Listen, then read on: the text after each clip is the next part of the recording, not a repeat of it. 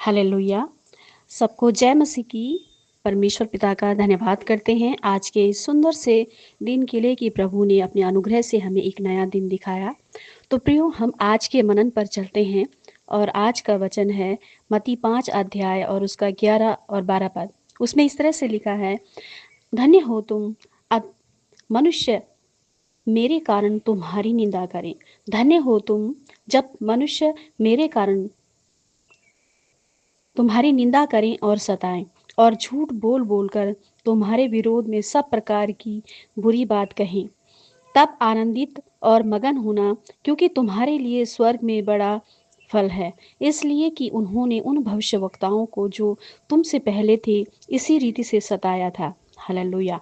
परमेश्वर पिता इस वचन को समझने के लिए मसीह यीशु की पहचान के द्वारा ज्ञान और समझ का आत्मा दे। तो प्रियो, जैसा कि आप सबको पता है कि हम मत्ती 5 अध्याय पर बात कर रहे हैं और इससे पहले भी हम जो है धन्य वचनों पर मत्ती 3 से मत्ती 10 तक लगातार बात कर चुके हैं। और अगर आप देखेंगे कि प्रभु यीशु मसीह के द्वारा इससे पहले जो 8 जो आशीर्वचन हैं, वो सभी के लिए, मतलब एक भीड़ उनके पीछे रहती थी और ये सभी के लिए उन्होंने बोले हैं। परंतु आप जो 11-12 पद हैं, प्रभु यीशु मसीह अपने अपने चेलों की ओर मुड़कर कहते हैं, तुम धन्य हो, तुम धन्य हो। आप मनुष्य जब मनुष्य मेरे कारण तुम्हारी निंदा करें, तुम धन्य हो। हालेलुया। यानी जो यीशु मसीह के सेवा के लिए कार्य कर रहे हैं, उसको फॉलो कर रहे हैं संपूर्ण रीति से, जो उसकी सेवा के लिए सताए जाते हैं उनके लिए, कि तुम धन्य हो। कैसे धन्य हो? जब लोग मेरे कारण तुम्हारी निंदा करें और झूठ बोल बोलकर तुम्हारे विरोध में झूठी बातें कहें। हालेलुया। प्रियो, वचन में लिखी बातें तो पूरी होंगी। जो कुछ वचन में लिख दिया गया है वो बातें पूरी होंगी। और यही कारण है कि मसीह के प्रत्येक जो शिष्य और जो मसीह को संपूर्ण रीति से फॉलो करते हैं, वो इस पृथ्वी पर अपमान, निंदा और प्रताड़ना सहेंगे। ये उनका एक हिस्सा होगा।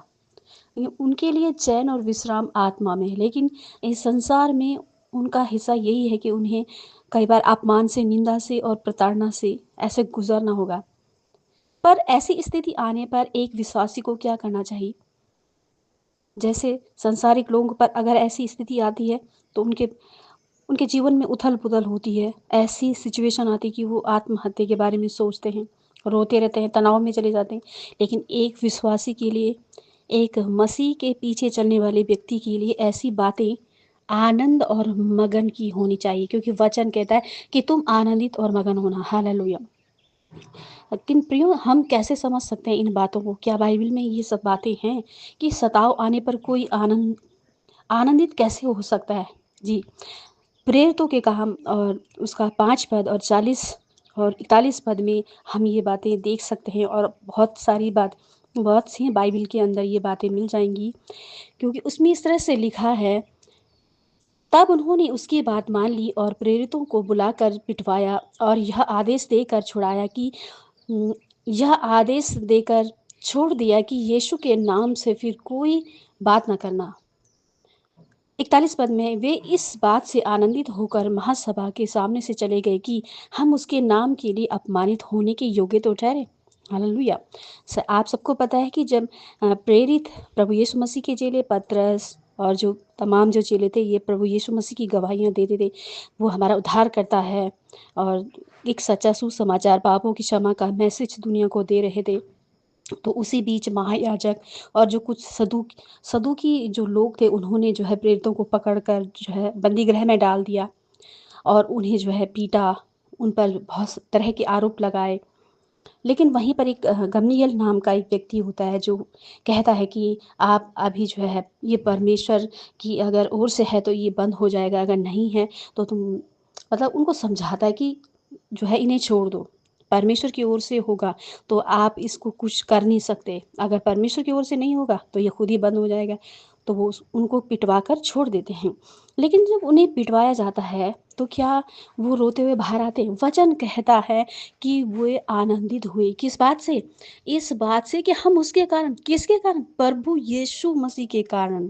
हालेलुया! इतना प्रेम जो है उनको परमेश्वर के प्रति, परमेश्वर के पुत्र के प्रति, अपने उद्धारकर्ता के प्रति, कि हम उसके कारण कम से कम अपमानित होने के योग्य तो ठहरे। हालेलुया प्रियो, आज हमें यही प्रार्थना करनी कि परमेश्वर पिता, जब भी कोई ऐसी बात हमारे जीवन में आती है, हम उसके कारण आनंदित हों। हालेलुया! बल्कि वो जो प्रेरित लोग होते थे, वे प्रतिदिन प्रतिदिन वहाँ आराधनालय में जाते थे और घर-घर जाकर जो है यीशु मसीह के बारे में सुसमाचार सुनाते थे। इस घटना के बाद भी क्या सुसमाचार? कि वो हमारा उद्धार करता है। हालेलुया! वो घर में नहीं बैठ गए डर के मारे, परंतु उन्होंने सुसमाचार सुनाया। ऐसे लोग जो मसीह के लिए सताए जाएंगे प्रियो, उनकी जो गिनती है पुराने नियम के भविष्यवक्ताओं के साथ की गई, क्योंकि उनके साथ भी इसी तरह की घटनाएं हुई। उनको भी ऐसे ही सताया गया, ऐसे ही आरोप लगाया गया। बाइबल बताती है दूसरा इतिहास और उसके 36 अध्याय में और उसके 15-16 पद में कि उनके पूर्वजों के परमेश्वर यहोवा ने बड़ा यत्न करके अपने दूतों से उनके पास कहला भेजा कि वह अपनी प्रजा अपने धाम पर तरस खाता था। वो चेतना देने के लिए, चेतावनी देने के लिए परमेश्वर की ओर से कि तुम संभल जाओ, लेकिन वो नहीं संभले, क्योंकि परमेश्वर अपने धाम पर, अपने लोगों पर तरस खाते थे, दया करते थे। परंतु वे परमेश्वर के दूतों को ठट्टों में उड़ाते थे, उनका मजाक बनाते थे, परमेश्वर के वचनों को तुच्छ जानते थे और उसके नबियों की हंसी करते थे। और ये हंसी करते थे, कई जगहों पर उन्हें मारते थे, काठ में ठुकवाते थे, और बाइबल बताती किसी को आरों से कटवा दिया। हालेलुया! तो प्रियो, ये हमारे लिए जो है कोई नुकसान नहीं है। भले ही वो हमारा हंसी उड़ाए, ठट्टे उड़ाए, मजाक बनाए, पर हमारे लिए कोई नुकसान नहीं है। हम तो मसीह के दुख में सहभागी बनने का सम्मान प्राप्त करेंगे। आमीन। जब लोग हमारी बुराई करें, हमारी निंदा करें, झूठे आरोप लगाएं, तो उनसे नाराज नहीं होना, क्योंकि ये तो वचन है, वचन तो घटेगा ही घटेगा। हमारे लिए तो एक बड़ा प्रतिफल है। ज़्यादातर लोग ऐसे होते हैं जो तकलीफ सताव आने पर जो है खुश नहीं होते, वो परेशान रहते हैं। लेकिन पवित्र आत्मा से परिपूर्ण मनुष्य ही जो है सताए जाने पर आनंदित हो सकता है, क्योंकि ये भी पवित्र आत्मा की ओर से एक फल है जो आत्मा के द्वारा हमारे भीतर बढ़ता रहता है। हालेलुया! इसलिए हमें उसकी उपस्थिति में बने रहना है। प्रोसिक्यूशन को सहने के लिए पवित्र आत्मा की उपस्थिति, उसकी अगुवाई में रहना है। हालेलुया!